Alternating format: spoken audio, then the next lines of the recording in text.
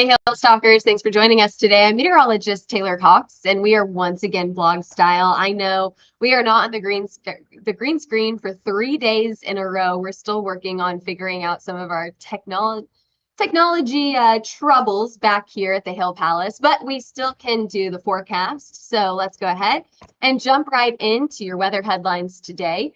6 days straight of severe weather. Yes, you heard that correctly. And I think that we know of 6 days so far. This could lead into 7, 8, maybe 9, 10 days of severe weather. This is a typical May setup. We have a lot of storms coming our way once that high pressure system moves out of the way. So we're calling this the calm before the storms. Lots of storms coming our way as we head into the next 48 hours, all the way through early next week. Today, we do have a wind risk and a little bit of a hail risk across the Rockies and out in the Appalachians. So on either side of our mountains, we are seeing some severe weather. Right in the middle of the country, we're pretty quiet other than the Texas Panhandle, and that's what's going to see maybe some hail today. It's very conditional threat over there. But really what we're talking about is the weekend, and you guys are probably hopping on here because you're watching for weekend weather. You've got a chance for storms on Thursday and Friday and Saturday, Sunday, Monday, and Tuesday at least. Now, over the last 24 hours, we've been pretty quiet. We saw a little bit yesterday, including a tornado report on the west coast of Florida and a few hail reports. They were pretty small on the east coast of Florida. Other than that, it's been pretty quiet across the U.S. Let's go ahead and move on to our cold front. Now, our cold front today, you can see that's set up right across the Appalachians. Right now, what's that doing? It's producing a little bit of storms. Actually, the Storm Prediction Center issued a 5% chance for a watch in this area. Just a 5%, so pretty low chance for a watch across the Appalachians. But we could see a little bit of hail in this area later on today thanks to that cold front. And then do you see that low pressure system that's sitting across just to the west of the Rockies over here? That's going to be our other area for potentially severe storms today.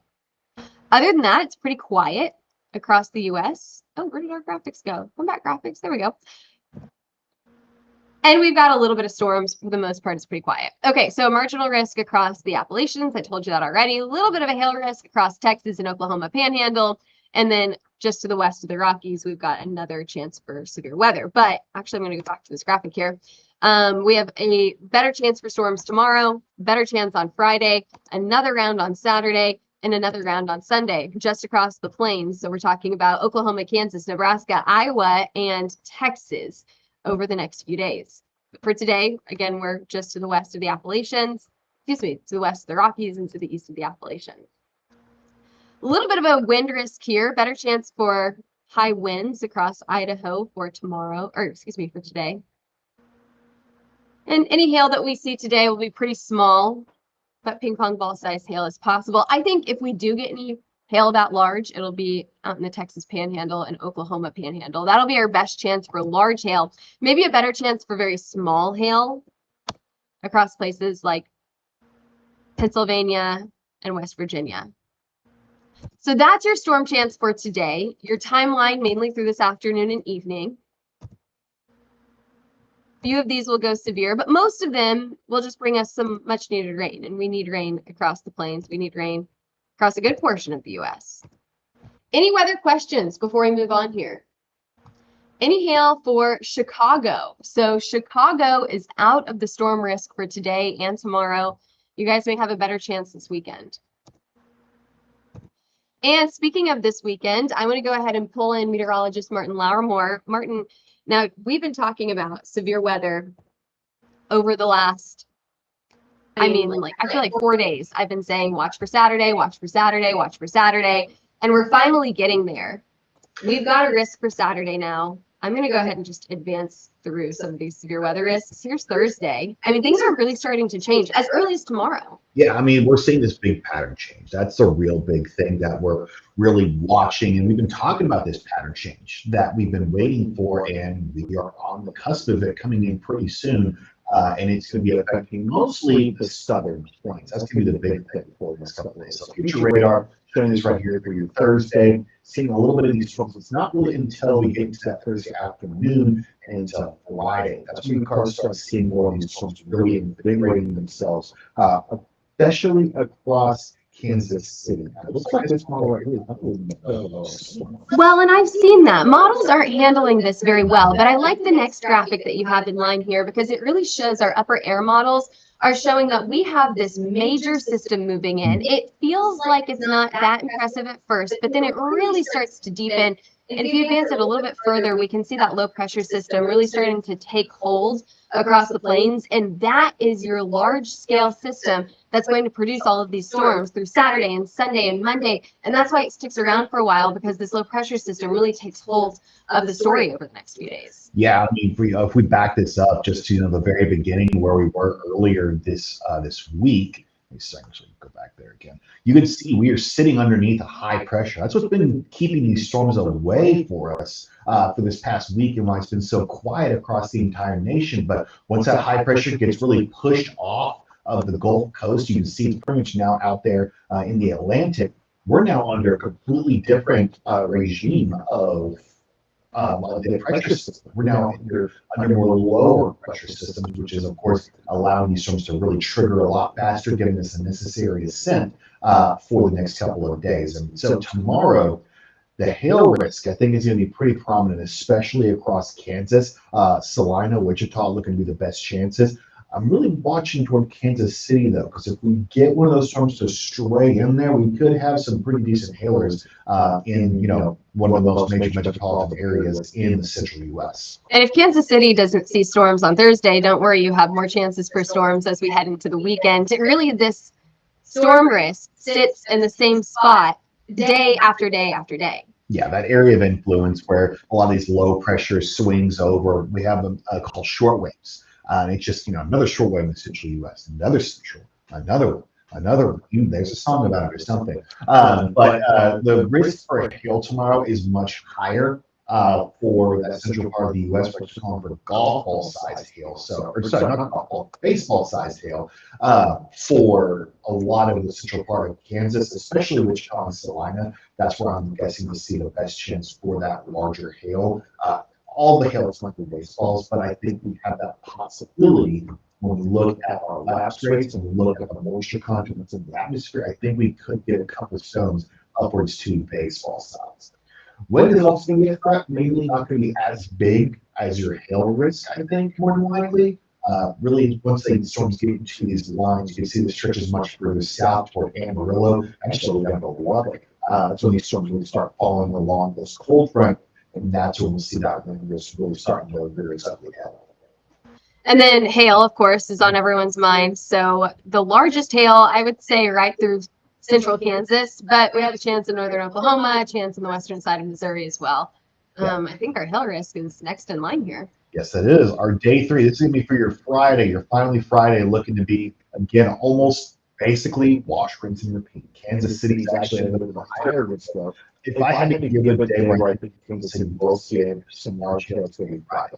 That's going to be my best guess. This also does stretch a good little bit. Wichita's at a pretty good risk. Oklahoma City and St. Louis also in this risk. So I think that this is going to be a day where we could see some possibilities of large hail reaching their way into major cities, which kind of seems like what's been this year. We've had so many storms that have just struck major cities this year, and I think pattern continues. Again, we say patterns your friends. So it's like if the pattern continues, I think Friday's going to be our day. We could see some pretty large hails in cities. Yeah, I think you're right about this. We haven't gotten a risk for Friday yet. Today's the first day that we're showing you this risk, and I think that Friday is absolutely a day to keep an eye on.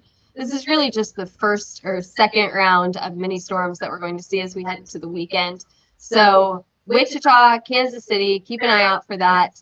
Again, up to baseball size hail, but most likely a little bit smaller than that. We're talking about, 1.5 to 2 inches across Wichita and Kansas City, an area that, as you mentioned, Martin, earlier, has gotten hit already multiple times this year. Yeah. And I mean, the biggest downfall for what we're seeing for the next couple of days is what Taylor's already mentioned. The models are really disagreeing right now and kind of almost not making much of a sense of what's really going on. So the fact that we're already seeing both the Storm Prediction Center and our forecasts here are like, we could see pretty good chances if these models start to align with what we're expecting, or really just agreeing on one overall narrative. I think we could see the risk even higher. Yeah, and I think that you're absolutely right on that. I think that the hesitation to upgrade that risk right now is we don't know a ton about storm mode. We don't know a ton about timing. You know, if these storms come later, if they come earlier, that could very, very largely impact our hail risk. You know, if we get these storms in the afternoon, we're going to have some pretty large hail. If they come later, it could be a little smaller. I think that's the hesitation on that upgrade right now. And we'll know more in a few days. But right now, I think the biggest success in forecasting is just looking at those upper air models. We know that we've got a trough coming through, and that's going to produce storms. We know that. Oh, yeah. So that's why we know that we're going to have storms day after day after day. Yeah, I mean, you look at the significant hail model over the next couple of days, we are going to see some pretty good little amounts up towards central and maybe trying to get, again, it's going to be tough on Thursday, I think, to get one of the biggest hailstones in Kansas City. But you can see a couple of little yellow symbols, like little just strands of yellow, trying to make the way in Kansas And City. orange is, that's going to signify some larger hail, those oranges. Across the southern portion of Kansas. Yeah, I think we have one later that will actually show that significant hail model through Friday, which it does get much more impressive on Friday when it comes to that significant hail model. So I think that'll be definitely something to watch. Given all those storms, this is our much shorter range model. I think it actually gives a much better idea of what's going to happen. You got the storms, you got the lapse rates, which is mostly what our significant hail model is based on. There's a couple of things thrown in there to really help make it a little better. But look at that, right over Salina. Yep, that would be Salina, Lawrence, Kansas. So we've got some storms over there. It looks like maybe 9 o'clock on Thursday evening, starting just to the north of Hutch and then moving up to the northeast. So keep an eye right in this area, maybe a little bit farther to the east Thursday evening. We talked about Thursday, talked a little bit about Friday. Let's move on. Let's talk about the rest of the forecast here. You guys, are you wondering about your weekend plans? We've talked about that there's probably going to be storms for a good portion of the country this weekend. Yeah, I mean, especially in the central part, but it's going to be, a lot of these places, especially as we get into not just the weekend, but also beyond the weekend. Because once we get to, this is something that is actually a little bit more, I want to say that they've got a better idea of what's going on once this storm begins to move out. Now, once this moves to the east, we're looking mainly Monday, Tuesday. It's going to more likely continue that severe threat all the way to the East Coast as we head into our Tuesday and Wednesday of next week. So areas that haven't had a whole lot of storms so far this year might actually see a few more of these storms, which I think could also, it's relative. A storm that is really impactful in New York is not as impactful here in Oklahoma. So, we could still see some pretty decent impacts in parts of the East Coast, despite maybe the storms not being as strong in a vacuum, but still impactful a lot across the East Coast. Because as that cold front really hooks on the large, we call it not shortwave, but a long wave, actually pushes these storms all the way out. That's where we're looking at seeing one of the stronger storms in the eastern part of the country. Now, I want to answer some questions here. We've got some questions about Texas or Tennessee. So Texas, yes, has multiple chances for storms. Tennessee, you guys are too far to the east. Now, Martin mentioned you may have some leftover storms from what we get here in the plains, but for the most part, you guys are a little bit too far to the east to get severe weather. But Texas, yes, absolutely. We will get storms in Texas this weekend. It may be on the northern side of the state, north central, northwestern side of the state. But yeah, I think that we'll get storms in Texas this weekend. Here's Saturday's risk. Here's a look at Sunday's risk. I think that not only will Saturday and Sunday's risk get upgraded, but also expanded. So right now, we're just kind of getting a base level idea of what we think is going to happen. As we get more information from the models, we're going to see that focus be honed in on certain areas, and then we're probably going to see that risk expanded to more areas. So I think Texas will eventually be in the risk for Saturday and Sunday. It's just not at this point, as we're still waiting on more of that information. Yeah, I'm seeing a lot of people asking about Colorado.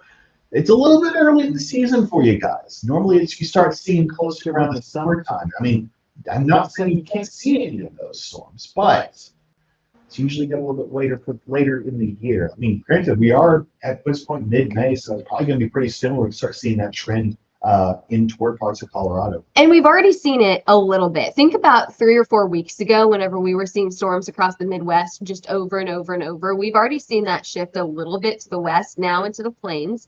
I would say it's a little bit late in the season to see this shift, but that doesn't mean that we can't continue to see that shift into Colorado over the next week or two. Again, we're still just pretty far out from that. But I think that this active pattern that we're seeing over the weekend will probably last into the end of the month.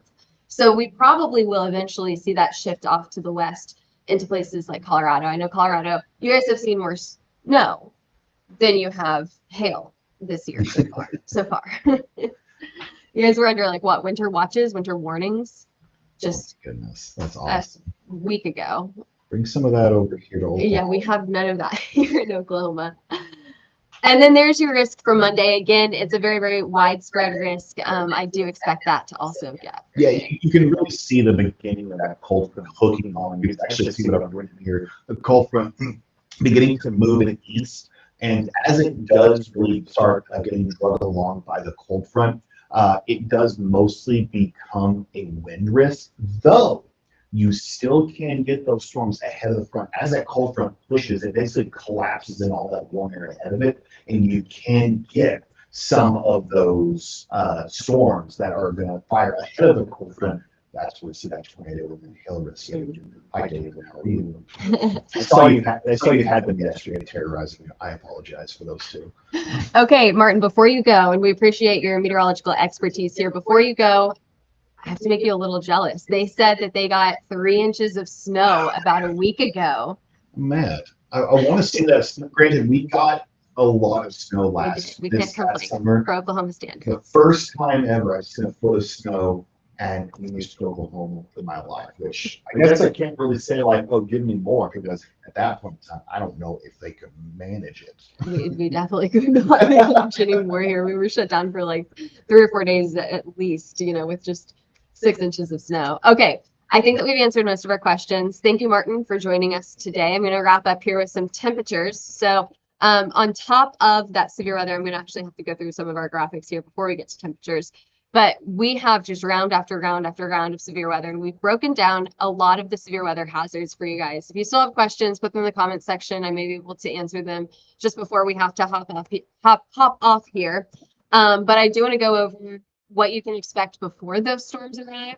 So we are expecting some pretty decent warm conditions. It's going to be a more summertime feel over the next day or two until you get those spring-like storms. So in typical plains weather fashion, we have one season one day, and we have another season the next. So we've got more of a summertime feel right now. We're going to have more spring-like weather later in the week with these storms coming through. This heat is going to help to fuel storms as we head into the weekend, as well as that moisture coming up from the Gulf. So a little hot and humid just before those storms arrive. 91 in Oklahoma on Thursday afternoon. It'll feel like summertime before those spring-like storms start to hit the state. Now, temperatures are supposed to stay pretty warm as we head into the weekend, well above average for this time of the year. And that trend should continue all the way into the end of this month, the 18th through the 22nd. It looks like temperatures are still staying pretty warm across the southern, eastern, and western portions of the U.S. And look at your extended rain outlook. On top of heat, we also need moisture for storms, and it looks like that we're getting it. Look at that. We've got some much needed rainfall down in the southern and central and eastern portions of Texas as we head into the end of this month. Again, remember, this is a look at your extended rainfall outlook compared to normal. So it looks like we will have a good chance of seeing rainfall more than what we would normally see this time of the year. And that's your weather. I don't think that we've missed any weather questions. I'm looking over here in our comments section. Stay weather aware as we head into the end of the work week. We have a lot to talk about, and we'll get more information on these storms over the next 24 to 48 hours. We'll continue doing live noon forecasts, and hopefully we'll be back on the green screen tomorrow. Also, exciting news for tomorrow. We have our El Nino La Nina update that comes out tomorrow, right? Yes, Martin's saying yes. Tuesday of the month. So second Thursday of the month, we are excited to bring you guys the first El Nino update of the year. And we will have that tomorrow for you on your noon show. So make sure that you join us tomorrow, not only for severe weather updates, but also that El Nino La Nina update. In the meantime, follow us on Twitter, Facebook, Instagram, YouTube, and TikTok, or give us a call at 855-334-4245 to get set up with a hail, wind, or tornado maps. Email us at info@hailtrace.com or head over to our website, hailtrace.com. Thanks for joining us today. I'm meteorologist Taylor Cox, and we'll see you back here same time, same place tomorrow.